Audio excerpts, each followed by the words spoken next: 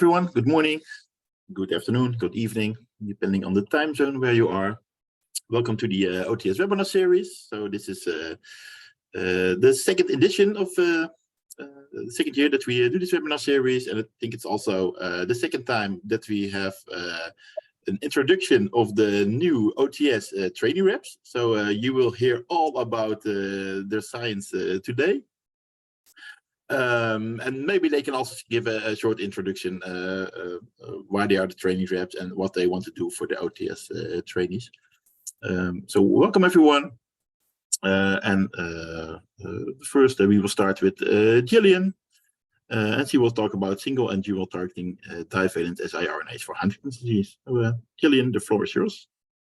Wonderful, thank you. Hi everybody, so my name is Jillian. I am a graduate student in Anastasia Kurova's lab. I've been in Anastasia's lab for 2 years now. And then more broadly, I'm a fourth year student in the MD PhD program. So it's been an amazing time working in Anastasia's lab so far, and really excited about the opportunity to both join OTS as a trainee rep and also share my science here today. So yes, thank you.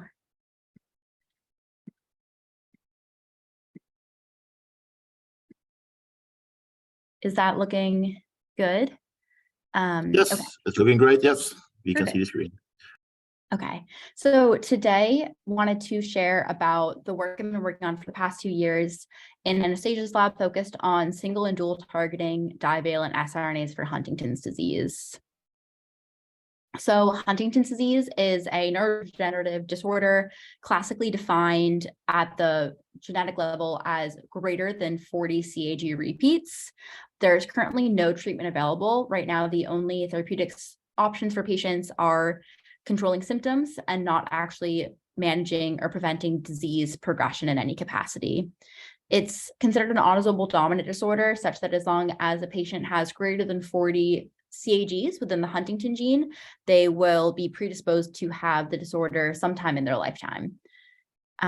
It's classically been considered what's called a poly-Q disorder, such that it's thought that at the protein level, when you had so many glutamines in a row in this protein, that caused aggregates and led to neuronal cell death. However, what's been very interesting recently is there has been a lot of work looking and studying actually the role of the CAGs themselves in contributing to disease progression.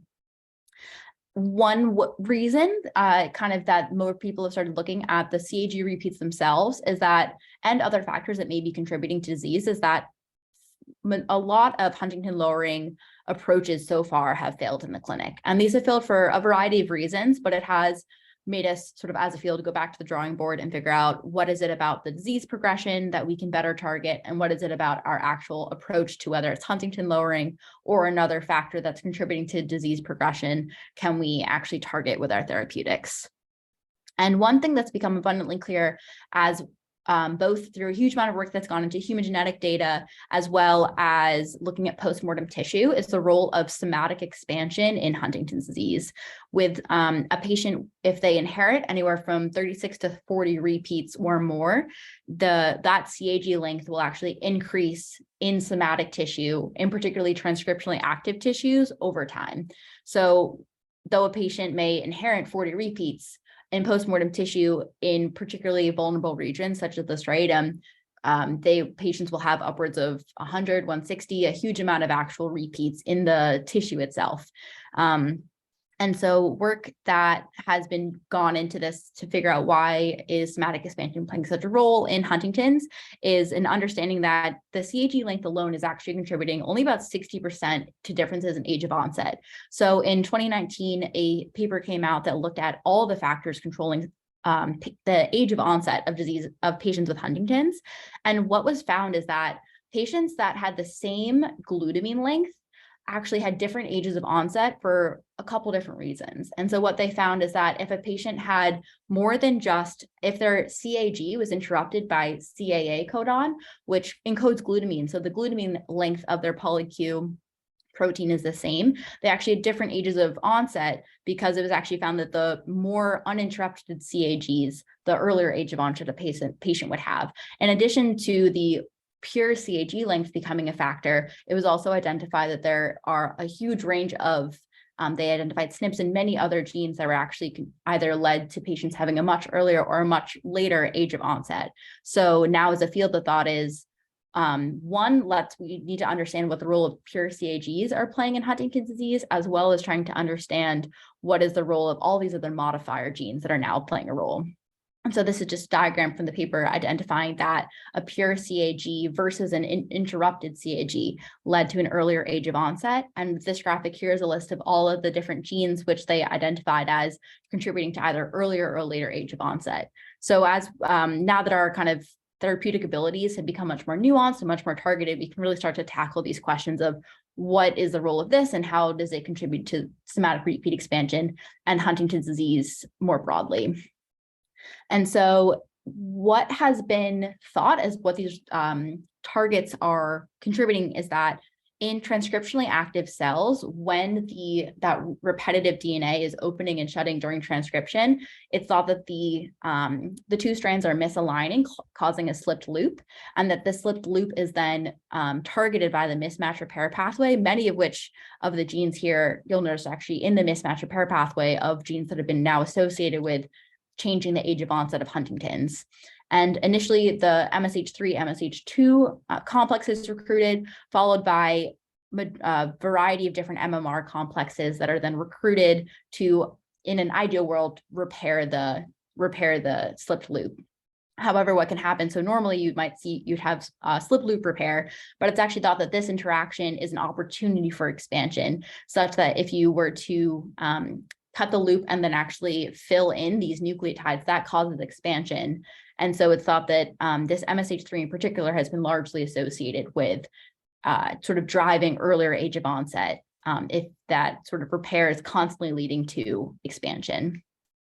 And there's been, this graphic here is mostly just to show that there's been a variety of studies in looking at human genetics and looking at mouse data that has, through whether it's full knockout or fully genetic manipulation of the mismatch repair pathway, showed that the more variable and expansion can occur at the within patients, you're actually seeing much earlier age of onset here. So here we have when controlling for CAG length, that sort of variability around the locus, their age of onset is like 20 to 30 years earlier in these patients. So it is become very clear how much of an issue that this is something that we want to solve. And this is data here from mouse models, which the take home is that they found that manipulating somatic repeat expansion can contribute to disease, and that blocking expansion can actually prevent the onset of a motor disorder in mice as well. So this taken together has sort of set up the goal for my project in the lab and sort of what I've been focused on so far, which is to evaluate the modifiers of somatic repeat expansion and to develop oligonucleotide tools to manipulate somatic repeat expansion. And we know that somatic repeat expansion plays a huge role in Huntington's, but one other factor is that there's many other disorders that have both CAG repeats and non-CAG repeats. And so it's interesting in the future that through using these tools, we can hopefully understand Huntington's better, but also use them in other disorders as well, if the pathway is similar or not. It'd be interesting both ways. So to tackle this question, I've been using the divalent siRNA that was developed in our lab by a variety of people and led by Julia Alterman. And so what this is that we have our typical divalent or a typical siRNA. We actually link the two sense strands together, and this is published work that Julia put out in 2019. And what we find is that through using this divalent siRNA and a ICV injection, we can actually get widespread distribution of target silencing across the brain. And this silencing is good up to 6 months, which is an incredible way that through a single injection, we can look at 2, 4, 6 months later, and we're getting really clean silencing across brain regions. So using this divalent as a tool, I've been able to, the goal of what I've been working on is to really systematically go through these mismatch repair enzymes and trying to understand what is their role in expansion and how can we better target and manipulate expansion to understand the role it's playing in Huntington's. So one of the very first questions is, MSH3 has become a very interesting and very clear target of desired manipulation for Huntington's. So one of the very first questions is, how many silence MSH3 and how much silencing of MSH3 is necessary to block expansion? So to do this, we have two different mouse models of Huntington's, a Q111 and a BAC-CAG. They are both models of Huntington's. The only key difference is that they have slightly different CAG lengths, and the Q111 mouse is more of a mouse background, and the BAC-CAG has a fully humanized locus. So if I mention either of these mouse models, they're both Huntington's disease mouse models. And so what we did is that we did a dose response of our MSH3 divalent siRNA, and then looked 2 months later at the MSH3 and Huntington silencing, and looked at the somatic repeat expansion. What we saw is that we saw clear, it's interesting just the differences between mRNA and protein. We saw that the mRNA level was very slight silencing, but then at the protein level, we saw a clear dose response, and we saw that similar dose response in our ability to block expansion. And this instability index is being used as measuring how many CAGs above and below the main peak of interest are we seeing at our locus. So a locus that had no instability would be instability of basically 0, but here in the striatum we see instability index upwards of 10. And we're able to see that we're actually able to bring the level of expansion nearly back down to baseline, which is exciting to think that if then we can give this to a patient early, block expansion, then perhaps this is sort of a way to really prevent onset at the start. And so after looking at the blockage of expansion at 2 months, we've now extended our study up to look upwards of 4 months. And we've done this work in both BAC-CAG and Q111 mice. And so what we see is that in our BAC-CAG mice, a single injection at 3 months of age is able to keep expansion blocked with this dotted line is baseline. So we're actually able to keep our blockage of expansion about the same as it is on the day of injection without getting any worse. And we also see that as well in our Q111 mice, that we're able to keep the sort of instability of the locus steady such that it doesn't get any more unstable over the course of 4 months of age. So this has been exciting work, both to kind of know now that I'm not showing anything about it in the rest of this presentation, but as a student, it's now interesting to try and understand. Now we know we can block expansion. It gives us the ability to try and understand how then expansion is contributing to other factors of Huntington's progression. So that's work I'll be working on kind of over the next couple of years as well. And so just a reminder of our mismatch repair pathway, we had MSH3 as a really cool target. The next question is, there's so many other mismatch repair genes, and there's so many other mismatch repair genes that have especially been now implicated in patient age of onset. So the next question is, can we develop siRNA against each one of these targets and systematically work through what is the contribution of each of these proteins in somatic repeat expansion? And can we look at them either in isolation or in combination to have the ability to manipulate somatic repeat expansion in a way that we feel we can actually ultimately kind of manipulate it as a therapeutic approach? And so this is just genetic evidence that I can go through sort of quickly, that in mice, full knockouts of these mismatch repair, here it's MLH1 and MLH3, have blocked expansion in mice. So sort of in terms of a biological goal, we have now mouse evidence through knockout mice that this may be a really viable approach to block expansion in mice, with the goal now being to use divalent siRNA to do this in a more therapeutically viable approach. And this is just evidence as well that other genes of interest, that we think that this approach may be possible for many genes of interest as well. And so what I spent the first couple of years in the lab doing is screening and identifying siRNA that are able to silence each of these key MMR genes of interest. And this is just dose response data that we're able to get really solid silencing, and this is in vitro mouse cells. So now the sort of rationale for upcoming studies is to use each of these targets, and that depending on the target that's used, we can sort of systematically understand which mismatch repair complex is involved in driving expansion. So we're hoping that through in isolation and in combination, using each of these siRNA in vivo, we're going to be able to better understand the role of each of these targets in ultimate sort of the expansion pathway. We've been able to run a couple of these in vitro studies already, luckily. And so we've looked at both BAC-CAG mice or right now backstage mice, we've done at least 2 studies in vivo looking at a panel of upwards of 6 targets in vivo to see how somatic repeat expansion is being affected. And so what we did is our first study was we were able to look at, we had our MSH3 compound as a control, followed by 2 siRNA targeting MLH1 and 2 targeting MLH3. And we did a 2-month study because that's the amount of time we found that's necessary for repeat expansion to occur. So if we're going to block repeat expansion, this is how we know that it's at least occurred enough that we can see an impact. And what we see is that we're actually able to get great MLH1 silencing.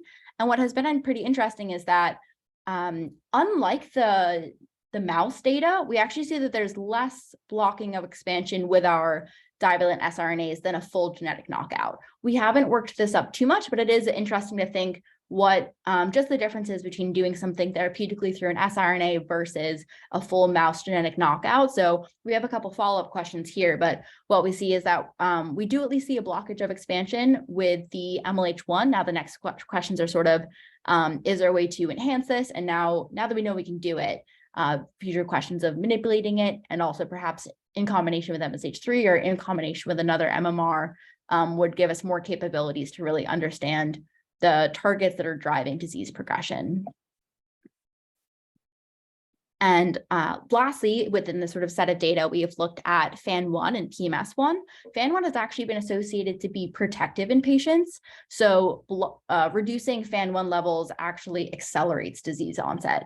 And so we are not using this as a therapeutic target, but we've been looking at FAN1 as a way that if you can silence it and drive disease progression, it would allow us to also manipulate, for example, if we drive disease progression through increasing and accelerating somatic expansion, will allow us to kind of better tie up the relationship between these 2 things. And so we're looking at silencing FAN1 and PMS1, another MMR target, with the same sort of study design here. And what we see again is that we've been able to, we saw some silencing or some blocking of expansion with our PMS1 targets, and the rest, we're still trying to optimize the siRNA to perhaps get better silencing to test the phenomenon. So this was our first study looking at these targets, but it's been exciting so far to kind of chip away through each of these targets to better understand how it's impacting Huntington's. And lastly, in the sort of last couple minutes, we're just going to touch on, now that we have multiple targets of interest, that in parallel, something that has been key is kind of to understand, especially in Huntington's, it seems like Huntington lowering is going to be important. And in addition, blocking of expansion is going to be important. So for that reason, we've been really working in the lab to understand how can we actually target multiple targets at the same time.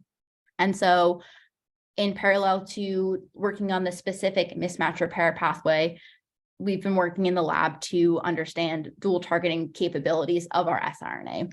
So when we originally developed the divalent siRNA, we had the 2 sort of halves linked in the middle. But since in the lab, we've actually developed a sort of quick way of synthesizing them in a linear pathway or a linear scaffold, such that you can actually have one sense strand. But the benefit of this is that actually you can have the sequences here do not need to be identical, whereas in this branched pathway, the synthesis is parallel. So both sides have to be identical. So in this new linear scaffold, we're actually able to create a dual targeting scaffold such that you have one antisense that targets one and another antisense targeting a separate gene. And so we didn't know if this would be functional.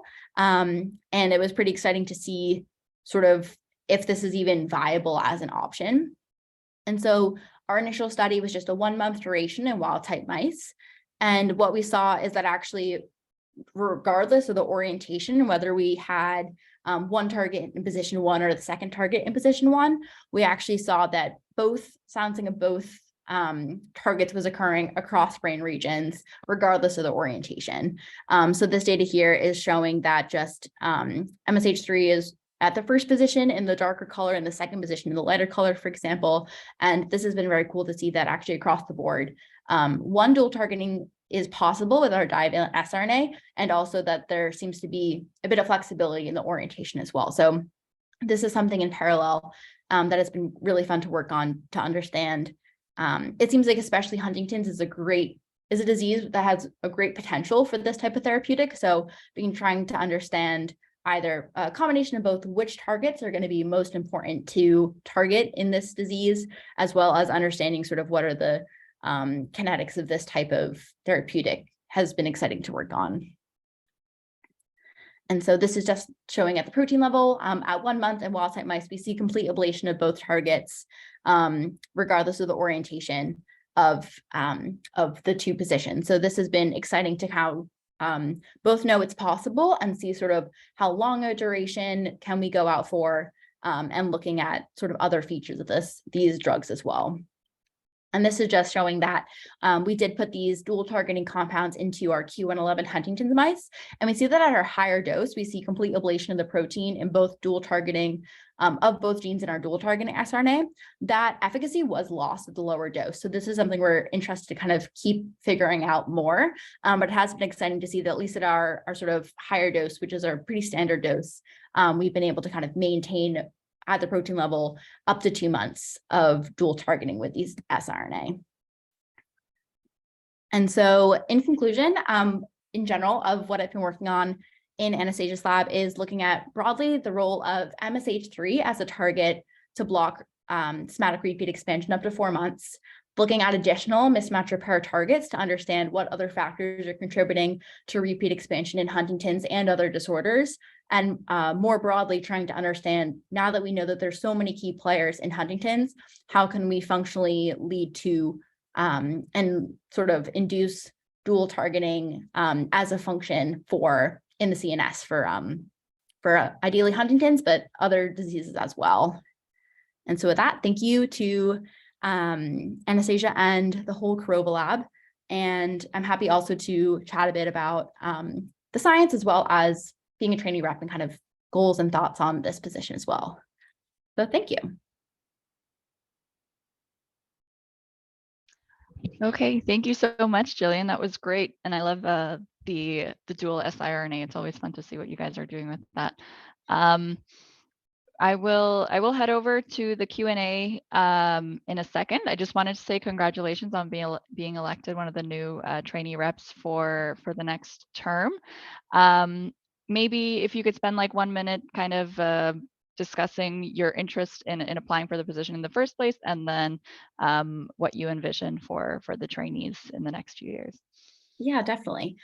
So this past fall was my first OTS conference, and I was just really blown away at the culture of caring about trainees that OTS really embraces. And it was everywhere from having a whole session dedicated to trainee development, really encouraging trainees to come and talk and meet with sort of these established scientists that feel very intimidating at the start, and also really encouraging even trainees to ask questions during the Q&A sessions. So I think I just felt a sense that it was a place that really cared about trainees. And so that was something I really wanted to be a part of and sort of help keep that culture.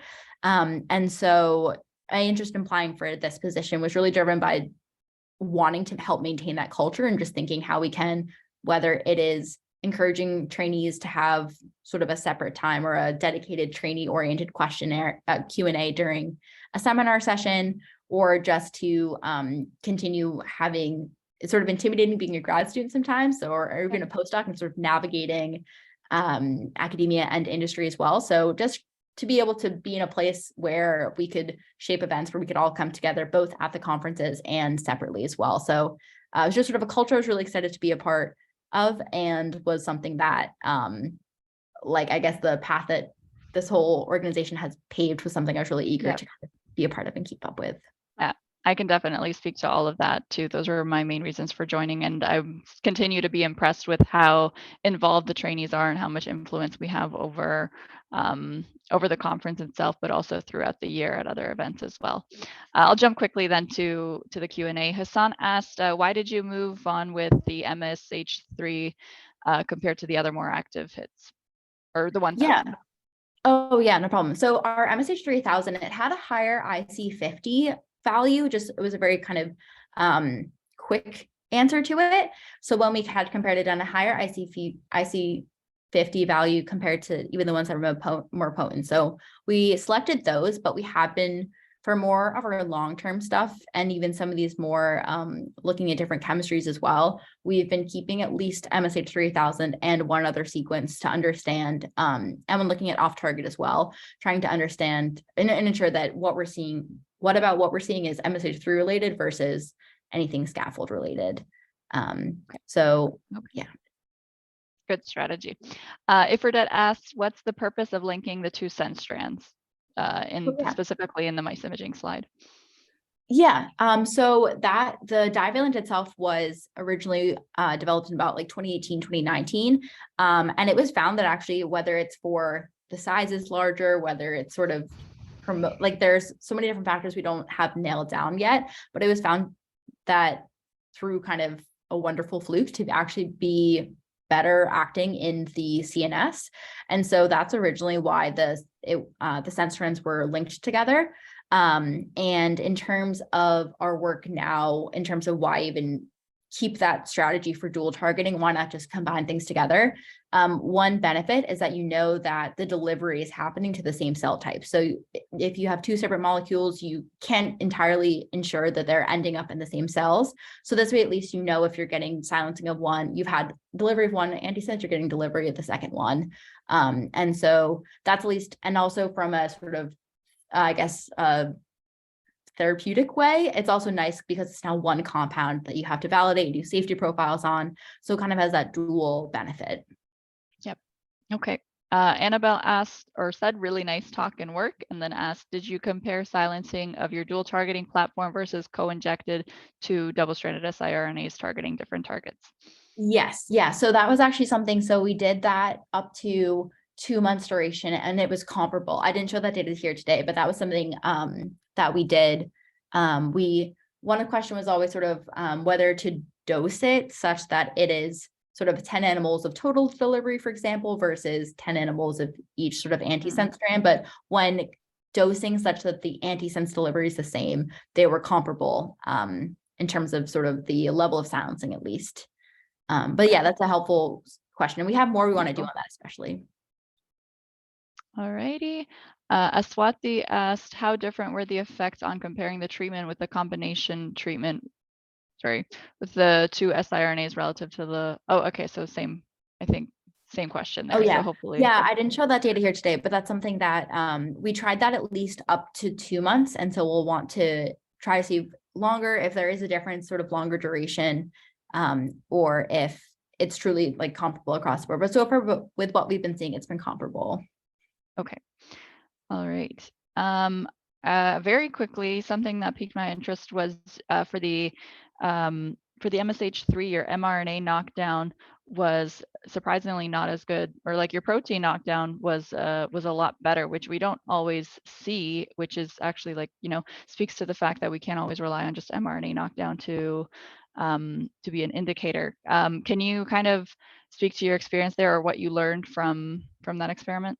Yeah. So that's something we've been seeing a little bit. And one question that we kind of constantly have regarding, especially these mismatch repair proteins, is that they're so nuclear that we're never quite sure if that level of mRNA silencing we're getting is all we can really get. If for some reason if there's a difference in the nuclear and cytoplasmic ratio of whether it's the mRNA availability or the protein availability. And so we didn't show it here, but we've looked previously using RNA-scope, a sort of related fish assay, to look at the relative ratio. And we have noticed that a lot of our knockdown that we're getting is we have a lot of cytoplasmic knockdown and some nuclear knockdown, but I think that at the protein level, actually really have a better sense to see what we're actually the biology we're manipulating. Yep. Very cool. Ronald, I know you had a question. Did you want to squeeze it quickly in the last minute here? No, it's okay to ask the question from the chat. From the chat? Oh yeah, I just see the that Q&A. popped up. Alrighty. I had a similar question. Is it safe to inhibit the mismatch repair pathway? Yeah, so this has been something that we've been really interested to look at closely. So MSH3, other labs have gone out to a year looking at full MSH3 knockout in sort of a cancer perspective, and it has been shown to not increase any microsatellite instability or increase the risk of cancer. So actually, luckily, MSH3, and we have ourselves gone and looked at, we haven't seen any changes in the microsatellite instability, but we are also performing RNA sequencing to understand just broadly the things are still good. And also for the MMR pathway, so it would not be good to knock out the MMR pathway across the body, but with the MLH1 and MLH3 specifically, with our local injection in the cells, other labs have looked at sort of long-term issues, and at least in the CNS, there's very few / rare consequences of having any of these genes knocked out in the CNS. So it seems broadly safe for the CNS, but I think before going into patients, especially for some of these other targets, a broad sort of safety investigation would, we'd want to keep it in mind just to make sure that there's no long-term side effects of silencing select mismatch repair proteins. Thanks a lot. I have one more question, very short answer. So I think what you are doing right now is you're treating animals, and all these animal models have like 111 repeats. So they have like, they are more in the juvenile Huntington disease repeat length range.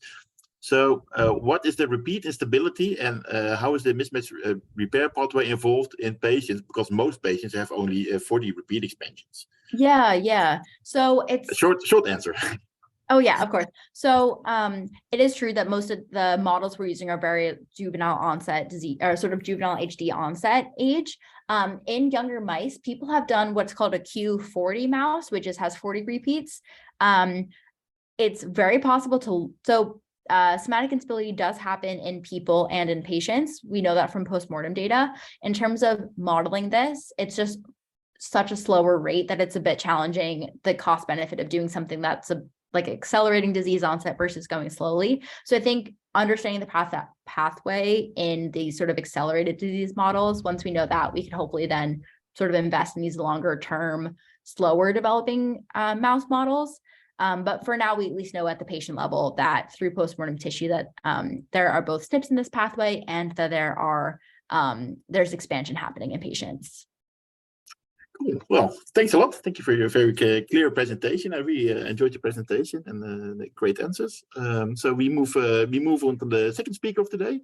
So the second speaker is Krystal Johnson, and she will talk about investigating the consequences of nuclear ADO2 in colon cancer model systems. So Krystal, the floor is yours. Oh, you're still on mute.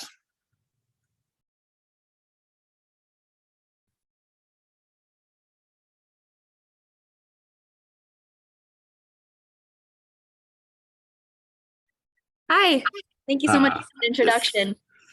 Can you see my screen? Yeah, we can see your screen. Okay, great. Hi, everyone. I'm Krystal. I am so honored to be chosen as one of the trainee reps this year and getting to work alongside Jillian to make any improvements or just maintain the awesome culture of OTS Society. I'm really excited to talk to you guys today about what I've been working on in David Corey's lab. I am a 5th-year graduate student, and I work at UT Southwestern Medical Center in Dallas, Texas. In the Corey lab, we are interested in the RNA interference pathway, or the RNAi pathway, which is carried out by the RNA-induced silencing complex. I have been lucky enough to witness the FDA approval of 5 drugs that rely on this complex during my graduate studies. Yet despite the incredible success of siRNA drugs, their microRNA counterparts have lagged behind. So to expand our understanding of microRNA action, our lab relies heavily on basic science approaches with the hope of eventually translating what we learn into the clinic. RISC action in mammalian cells is most often characterized as a mechanism of post-transcriptional silencing in the cytoplasm. However, our lab and others have previously shown that RISC complexes can shuttle between the cytoplasm and the nucleus. There are several potential consequences of RISC complexes being in the nucleus, such as transcriptional regulation, alternative splicing, DNA damage, chromatin organization, and reduced cytoplasmic activity. Argonauts and microRNAs have also been shown to accumulate in the nucleus under specific environmental conditions. And I think that this shift in localization is important to understanding microRNA function. Knowing where this complex is can give us clues about what it might be doing. And I think that the full significance of nuclear microRNA action may manifest under specific disease-relevant conditions. For cancer cells within a solid tumor, these changing environmental conditions can include increasingly hypoxic cores and overcrowding and expansion to new environments for metastasis. Risk complexes are well known for their regulation in the cytoplasm, yet how their nuclear activities are directly related to tumorigenesis remains largely unexplored. So my plan has been to try to study nuclear microRNA regulation in a disease-relevant context. And to do that, my approach involved 3 model systems that mimic colon tumor microenvironments. I started with 2D cultured colorectal cancer cells known as HCT116. And in order to mimic tumor formation, I grew my colon cancer cells to become overcrowded and form several layers of cells. And based on some calculations using the surface area of the well and the surface area of each cell, I established an estimated baseline of how many cells were required to form a complete monolayer, which I refer to as 100% confluent. And by day 7, I have almost 4 layers of these colorectal cancer cells. And then I fractionate these cells into cytoplasm and nuclear fractions to look at Argonaut-2 localization. In this Western, in the top row, I'm probing for Argonaut-2, and the bottom rows show my fraction purity. And at normal confluency, you can see that Argonaut-2 is pretty evenly split between the cytoplasm and the nucleus. But at this high confluency stage, you can see that Argonaut-2 shifts localization to almost 90% nuclear. And I also have some images where the cells are harvested at underconfluency, spun down on slides and visualized, and overconfluency, and then spun down on slides and visualized with immunofluorescence. And similar to what I showed you with the Western blot, a lot more Argonaut-2 is in the nucleus at the high confluency. Next, I wanted to see if Argonaut-2 localization is microRNA dependent. So I decided to use a Drosha knockout cell line to deplete the cell of mature microRNAs. And I used small RNA sequencing to validate that the microRNAs are depleted. And as you can see in the wild type cells, microRNA reads are in the hundreds and tens of thousands, but in the Drosha knockout cells, they're less than 200 reads. So then using this cell line, I overgrew it like wild type and fractionated it. And you can see that Argonaut-2 is stuck in the cytoplasm, no matter how many layers of Drosha knockout cells there are. So we think that nuclear Argonaut-2 is sensitive to microRNA depletion. And this makes sense because previous work in the lab showed that Argonaut-2 gets loaded in the cytoplasm prior to localizing to the nucleus. Mammalian Argonaut proteins actually lack a nuclear localization sequence. So I wanted to try and figure out how Argonaut-2 was getting imported into the nucleus. And prior work in our lab showed that TNRC6 is Argonaut-2's most intimate interacting partner in the cytoplasm and in the nucleus under normal conditions. And previously, it's been reported that TNRC6A, which does have its own NLS and NES, may be responsible for shuttling Argonaut-2 into the nucleus. So next, I wanted to see if Argonaut-2 requires TNRC6 to localize to the nucleus. Using our TNRC6 AB knockout cell line, I grew the cells to overconfluency in the same way as wild type, fractionated the cells, and I saw that the Argonaut-2 signal is still really strong in the nuclear fraction, even under normal conditions. And there appears to be even more Argonaut-2 in the nucleus when TNRC6A and B are knocked out. So we think that Argonaut-2 does not require TNRC6A and B to be imported into the nucleus, but rather that TNRC6A and B may act as anchors holding Argonaut in the cytoplasm. The results from 2D cell culture were really exciting, and it was able to give us some interesting clues. However, more clinically relevant models are required to bridge the gap toward in vivo validation because these overgrown 2D cultures cannot fully mimic the 3D architecture of tumors. So next, I wanted to look at Argonaut-2 localization and HCT116 cells that are grown in a 3D collagen matrix to form tumor spheroids. 3D culture is a better system to represent extracellular matrix organization, cell-to-cell interactions, and ability to form 3D adhesion structures. So these 3D cultured cancer cells were grown by Jill Westcott in Rolf Brecken's lab, and she grew them in a collagen matrix for 7 days, and then I fractionated them into cytoplasm and nuclear fractions. And you can see in this Western that almost all of the Argonaute-2 signal is found in the nuclear fraction. After seeing the nuclear phenotype hold up in the 3D cultured tumor spheroids, I wanted to get even closer to clinical relevance. So I started a collaboration with the Tissue Bank Core facility on my campus to obtain primary colon tumor samples from patients. By collaborating with a pathologist on campus, we were able to figure out that a few of these samples were in a pre-malignant state in between normal and malignant, known as a tubular adenoma. After fractionating these tissues, you can see that in both the normal colon tissue and the pre-malignant colon tissue, most of the Argonaute-2 is found in the cytoplasm.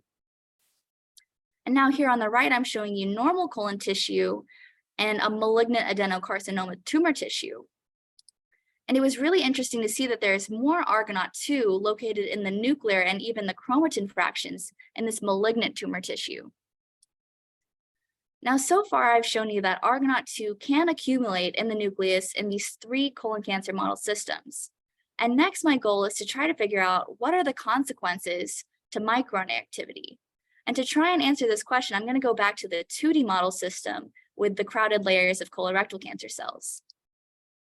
And just to remind you, canonical microRNA in the cytoplasm, microRNA action in the cytoplasm requires Argonaute to form a high molecular weight complex with a TNRC6 scaffolding protein. And TNRC6 is required to recruit proteins that are necessary to carry out the canonical microRNA-mediated messenger RNA decay. So next, I wanted to know if Argonaute-2 is interacting with TNRC6A and forming the high molecular weight complex that's necessary for canonical microRNA activity. So I performed Argonaute-2 and TNRC6 immunoprecipitations at normal confluency day 3 and at overconfluency day 7. And this technique allows me to pull down one protein and any associated proteins in complex with it, and then check for the suspected associated protein with Western blot. So when I use the Argonaute-2 antibody to IP and then probe for TNRC6A, I see that the TNRC6A band does show up at the normal confluency on day 3, indicating that that interaction is there. And when I use the TNRC6A antibody to pull down an IP and then probe for Argonaute-2, I see that that interaction is also there. But on day 7, at high confluency, we see that the total TNRC6A protein expression in the input lane is reduced. So in both the Argonaute-2 IP and in the TNRC6A IP, I see that this interaction is also reduced. So this indicates that these two proteins are not associated with one another at high confluency on day 7. And the reduced interaction between Argonaute-2 and TNRC6A indicates that there is less of this high molecular weight risk complex being formed, and therefore likely reduced microRNA activity. Canonical microRNA activity requires hybridization within the 3' UTR region of a target RNA using a short 7-nucleotide seed sequence known as the seed. And this short seed sequence match is all that is necessary for a messenger RNA to be considered a predicted target of microRNA regulation. So to test if there is reduced microRNA activity, I wanted to look at what happens to the gene expression of cytoplasmic targets. So we performed Argonaute-2 eclipse sequencing to pull down Argonaute-2 and any associated RNA in the transcriptome to map Argonaute-2 binding sites in isolated cytoplasm and nuclear fractions. And we also performed small RNA sequencing to rank the most abundant microRNA families in this high overconfluency condition. And by combining these high throughput methods, we can extract and align the Argonaute-2 bound targets with the most abundant microRNA family seed sequences to generate a list of candidate targets. And then using whole transcriptome sequencing, I can look at the differential expression of these candidate targets. Here I'm showing you a volcano plot of all of the targets which have cytoplasmic Argonaute-2 binding sites in the 3' UTR with abundant microRNA seed matches. The significance is on the y-axis and the log2 differential fold change expression changes are on the x-axis. And this plot shows that a large amount of these Argonaute-2 bound targets in the cytoplasm are upregulated or de-repressed when Argonaute-2 is shifted to the nucleus. And one of these upregulated gene candidates stood out for having 29 Argonaute 2 eclip binding sites within its 3' UTR, and that gene was IGF-1R.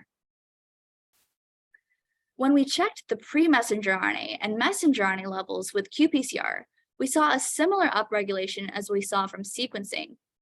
But it was interesting to see that the significant increase was only at the messenger RNA level, indicating that this could be a post-transcriptional effect.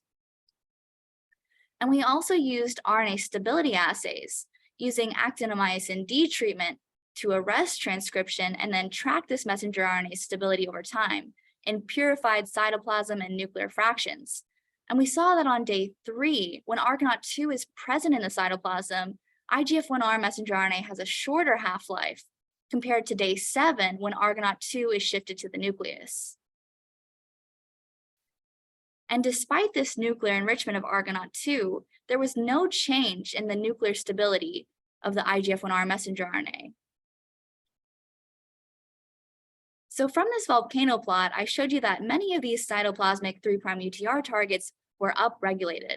And I wanted to figure out which of these were likely to be upregulated or de-repressed post-transcriptionally, like IGF-1R, indicating an Argonaute microRNA effect rather than an upstream transcriptional effect.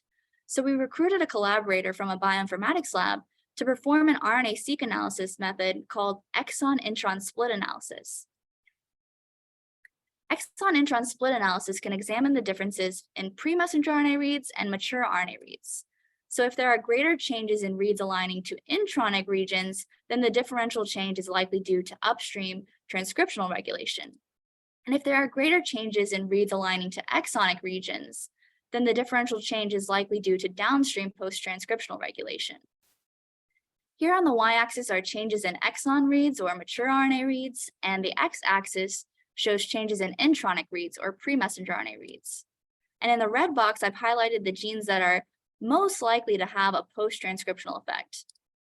And this led us to 2 more candidates which are post-transcriptionally upregulated or de-repressed, OLFEM2LA and Notch3.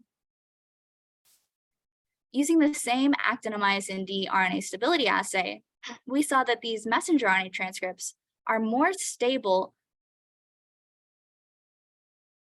in the cytoplasmic fraction when Argonaute 2 is shifted to the nucleus on day 7.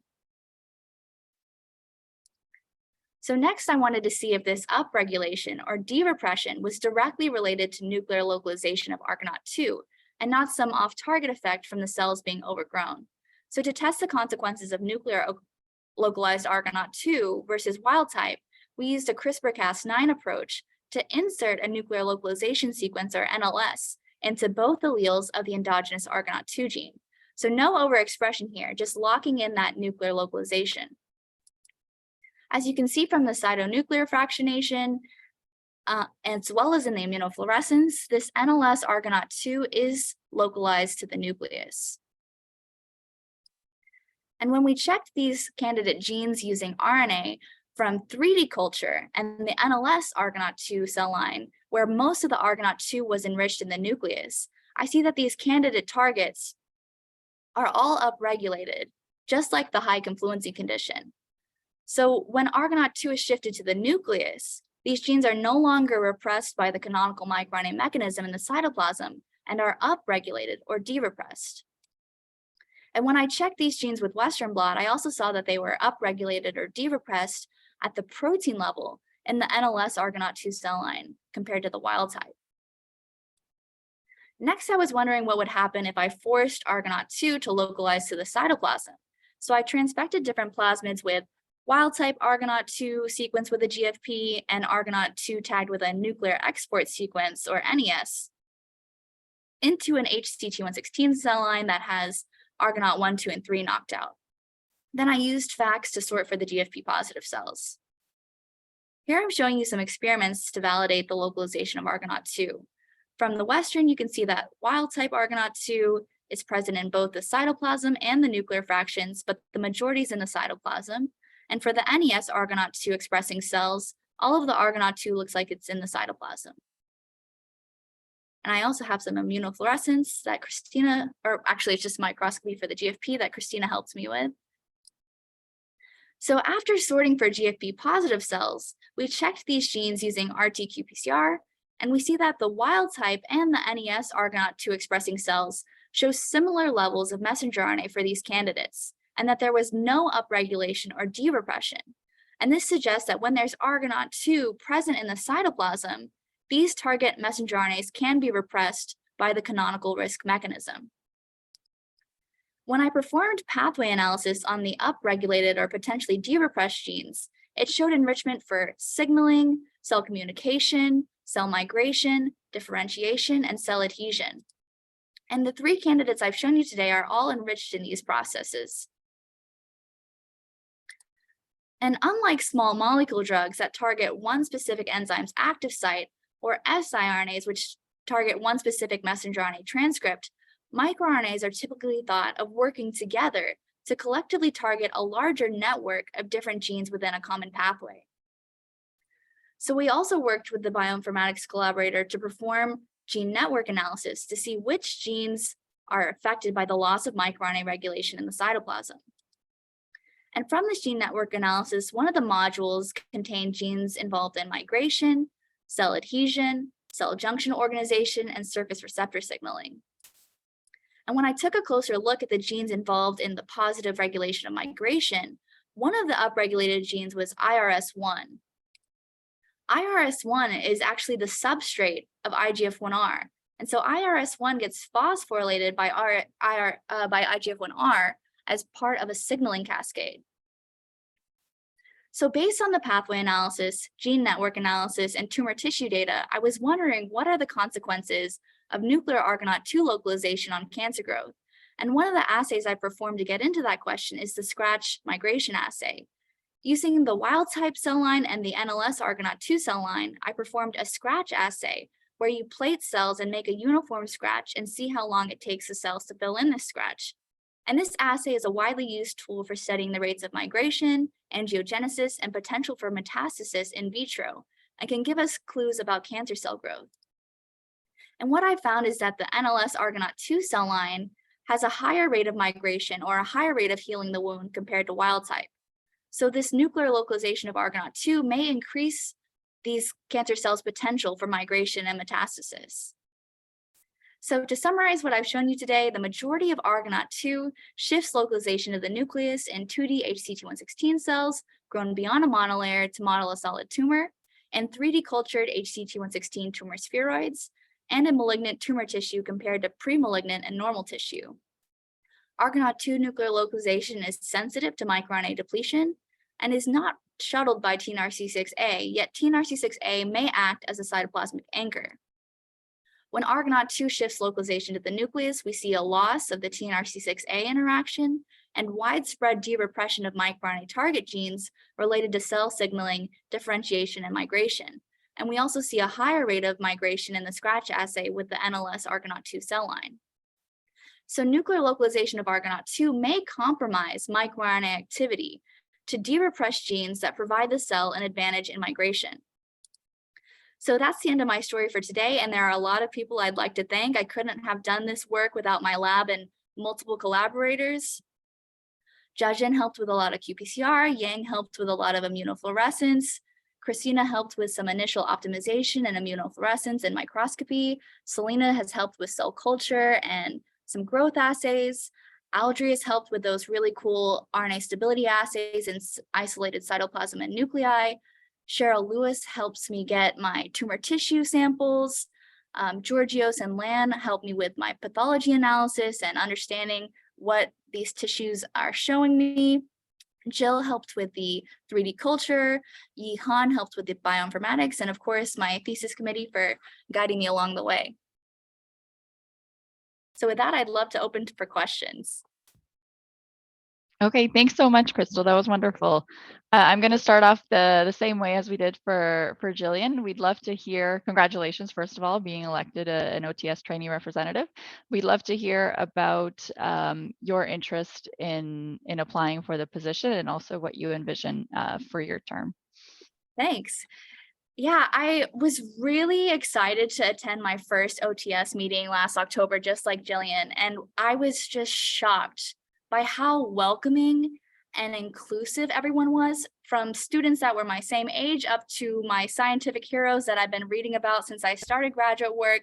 Everyone was willing to discuss science and talk to me openly about what they thought and giving me great suggestions about things that I can do to finish my project or future directions for my career. And I was just I felt so grateful for all of the feedback and welcoming attention that I wanted to jump in and be part of that society in a deeper way to contribute any way that I could, since I had such a great experience.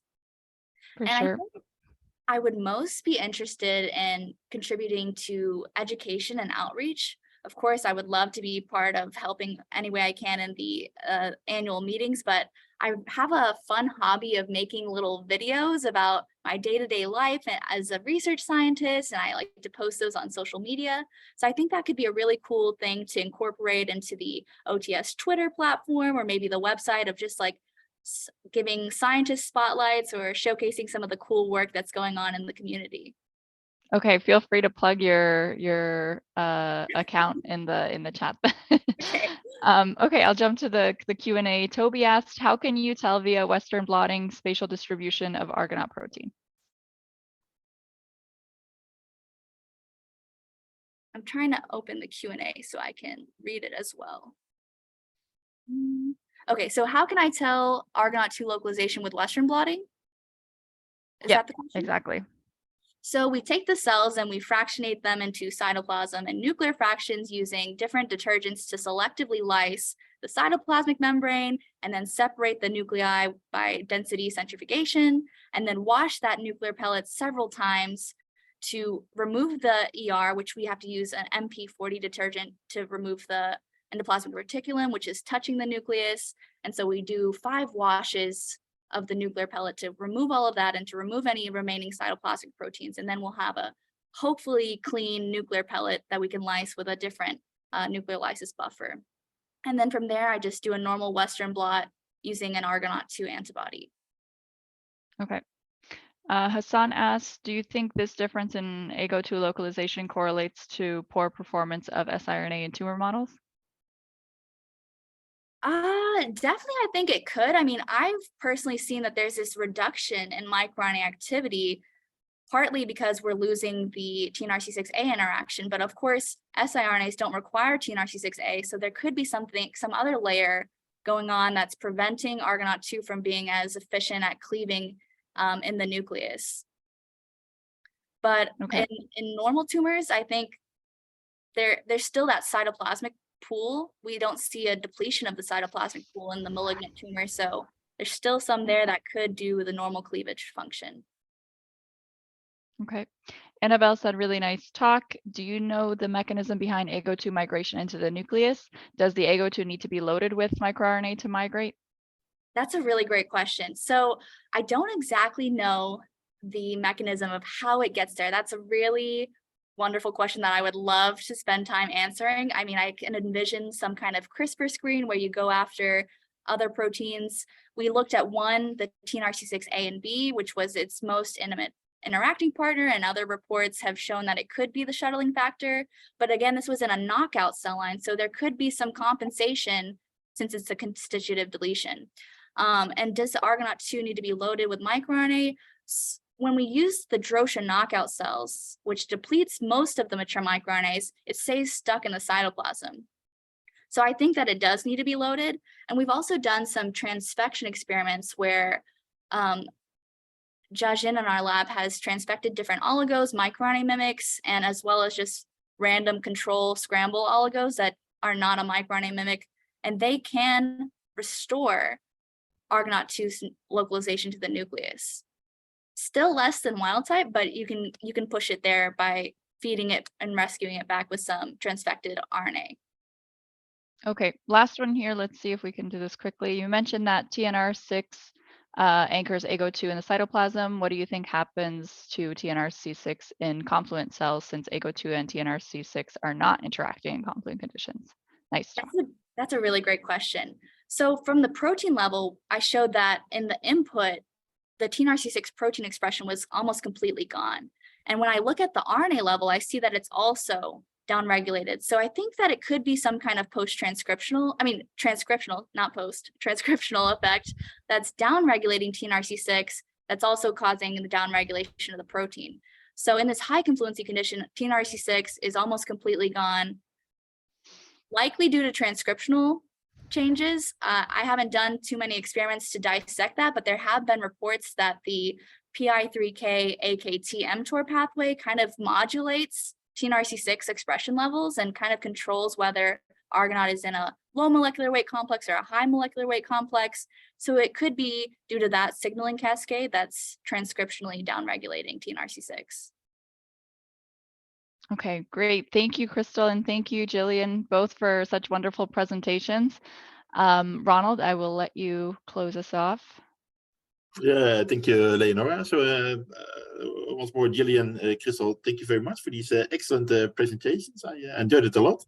Leonora, thank you for co-hosting the webinar today.